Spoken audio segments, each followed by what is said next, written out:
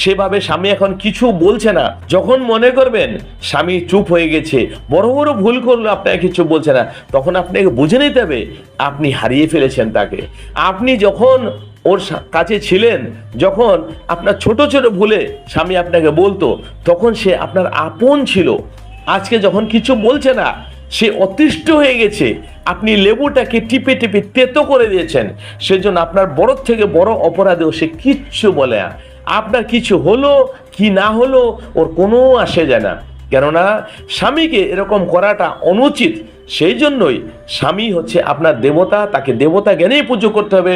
এবং স্বামীর সাথে আপনি যে অপরাধ করেছেন, এই অপরাধ হয়তো স্বামী মাফ করে দিতে পারে, কিন্তু ভগবান মাফ করতে পারেন না। সেই জন্যই আপনার ঘরে, আপনার জীবনে, আপনার পরিবারে, আপনার সংসারে না মা লক্ষ্মীর কৃপা আছে, না মাতা সরস্বতীর কৃপা আছে, না ভগবানের কৃপা আছে।